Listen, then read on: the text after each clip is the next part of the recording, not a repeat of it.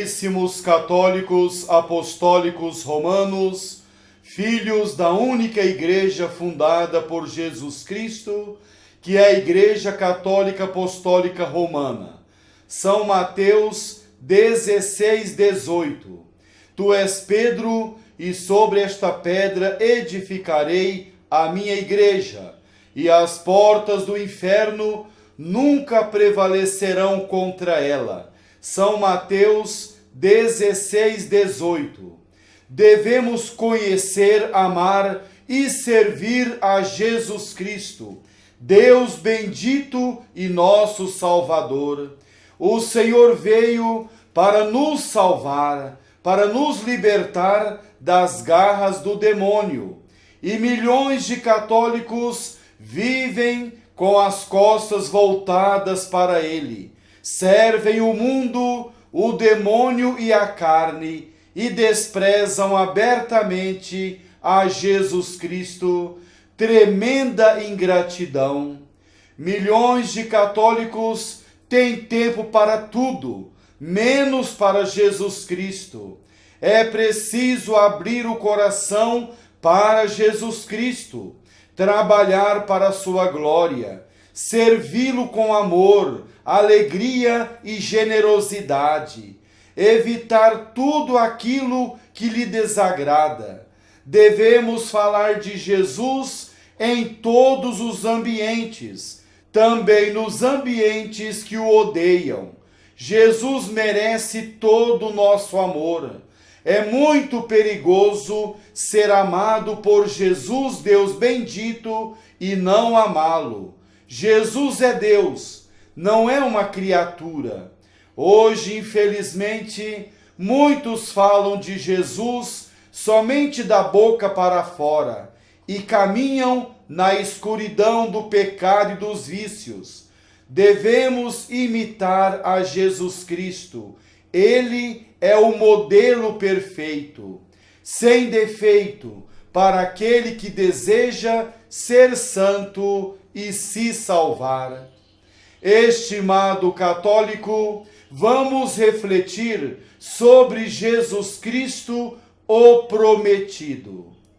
No momento em que castigou Adão e Eva, Deus prometeu que mandaria um Salvador para fazer o homem voltar ao estado de graça e poder salvar a sua alma. O homem estava mergulhado nas trevas e o Senhor prometeu um Salvador, não um político, um revolucionário, mas sim um Salvador para libertar o homem das garras do maligno. Qual foi a primeira promessa de enviar um Salvador? Repito a pergunta: qual foi a primeira promessa de enviar um Salvador? Foi quando Deus falou ao demônio no paraíso terrestre. A serpente tinha enganado a Eva e ela caiu em pecado. Mas um dia apareceria uma mulher, sobre a qual o demônio não teria poder algum. Antes, pelo contrário, essa mulher esmagaria a cabeça da serpente, e ela teria um filho que seria inimigo dos filhos do demônio. No livro do Gênesis, capítulo 3, versículo 15 diz: porém inimizade entre ti e a mulher, entre a tua descendência e a descendência dela. Ela te esmagará a cabeça e tu lhe ferirás o calcanhar. Gênesis, capítulo 3, versículo 15. Estimado católico, esta mulher é Nossa Senhora, Mãe de Deus e nossa, e o Filho é Jesus Cristo, nosso Salvador, Deus bendito e eterno.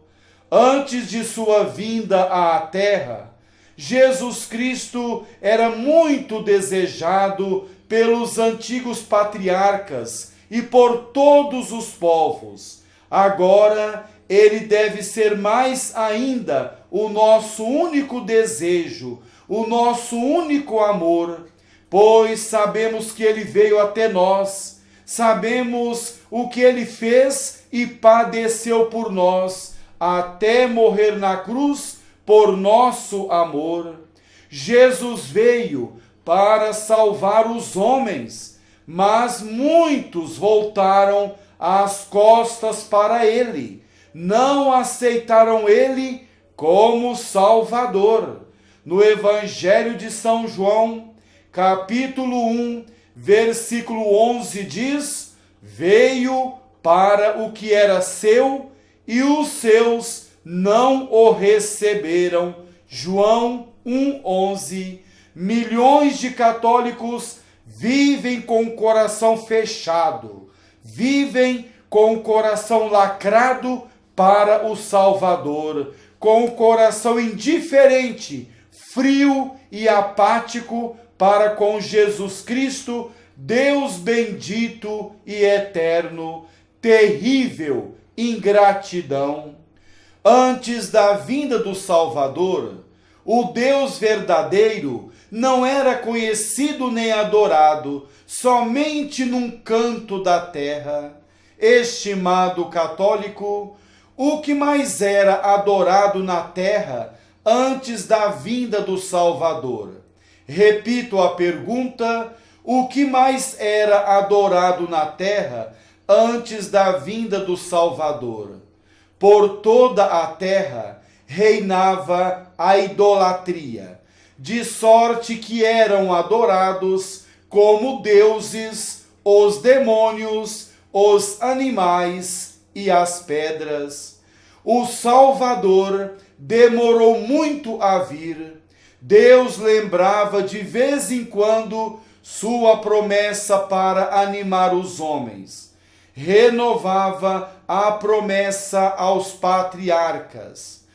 Prezado católico, quanto tempo Deus demorou em mandar o Salvador para remir o mundo? Repito a pergunta: quanto tempo Deus demorou em mandar o Salvador para remir o mundo? Deus, depois do pecado de Adão, deixou passar 4.000 anos antes de enviar à terra o seu Filho para remir o mundo. Demorou tanto a vinda do Redentor para torná-la mais aceitável aos homens. Demorou para que conhecesse melhor a malícia do pecado, a necessidade do remédio e a graça do Salvador. Se Jesus Cristo tivesse vindo logo depois do pecado de Adão, a grandeza do benefício não teria sido apreciada como deveria.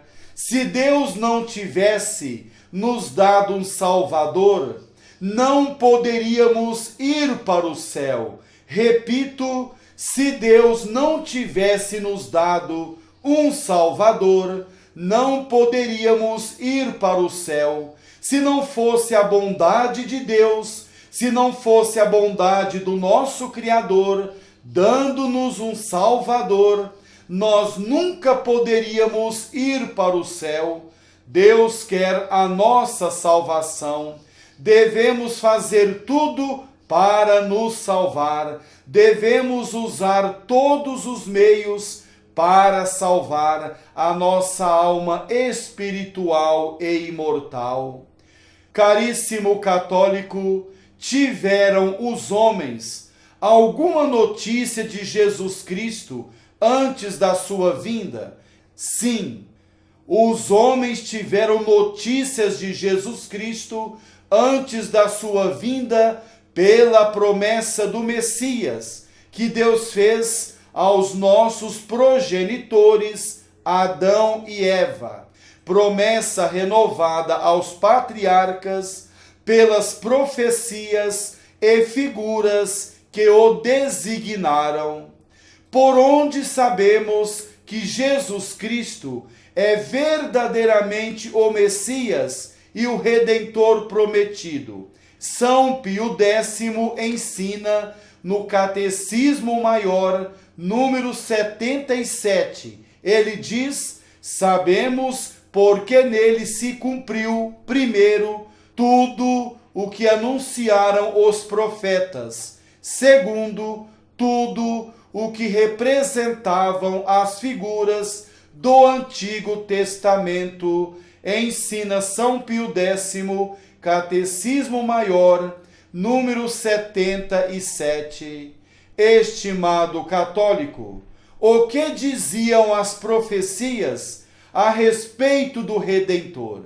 As profecias diziam a tribo e a família donde havia de sair o Redentor, o lugar e o tempo de seu nascimento, seus milagres, as menores circunstâncias de sua paixão e morte, sua ressurreição e ascensão aos céus, seu reino espiritual, universal e perpétuo, que é a Igreja Católica Apostólica Romana. As primeiras figuras do Redentor no Antigo Testamento foram o inocente Abel, o sumo sacerdote Melquisedeque, o sacrifício de Isaque, José vendido pelos irmãos, o profeta Jonas, o cordeiro pascal e a serpente de bronze levantada por Moisés no deserto. Caríssimo católico, conhecemos um pouco sobre Jesus Cristo, o prometido. Católico, não deixe para depois, porque poderá ser tarde, porque a morte não avisa o dia nem a hora de sua visita. Não deixe para depois, mas sirva, isso mesmo, sirva a Jesus Cristo agora, hoje. Sirva ao Senhor com valentia, com coragem. Sirva a Jesus com perseverança. Não tenha vergonha de trabalhar para Jesus. Não tenha medo das críticas daqueles que servem ao demônio. Milhões de católicos participam da Santa Missa aos domingos e passam a semana inteira, passam a semana toda como pagãos, olhando novelas podres e vendo pornografia na internet, ou então de braços cruzados, acomodados, sem entesourar para o céu. Isso é muito perigoso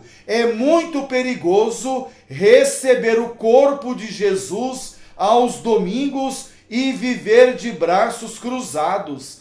Isso é muito perigoso. O católico precisa acordar. Ninguém entrará no céu de mãos vazias. Nenhum preguiçoso entrará no céu. Nenhum preguiçoso se salvará. Nenhum apático se salvará.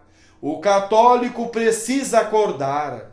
Precisa sacudir a poeira da preguiça e do respeito humano. O católico precisa ser valente e seguidor de Jesus Cristo. Esse amontoado de gente dentro da Igreja Católica serve para quê? No cemitério também possui muitos corpos mortos. Servem para quê? São Pio X, no Catecismo Maior, diz que a Igreja Católica necessita de membros vivos, de católicos vivos. Dizem que a Igreja Católica tem 1.300.000.000 de católicos. Onde eles estão? Onde eles estão?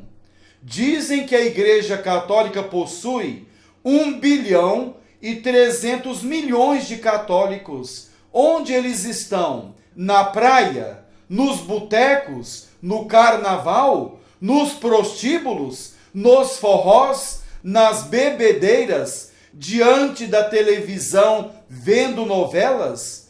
É difícil encontrar um católico evangelizando. Encontra sim os protestantes, os espíritas e outros grupos rebeldes contra a Igreja Católica. Mas é muito difícil encontrar um católico evangelizando, fazendo bagunça sim. Fazendo bagunça, encontra milhões de católicos, mas evangelizando é muito difícil encontrar um católico.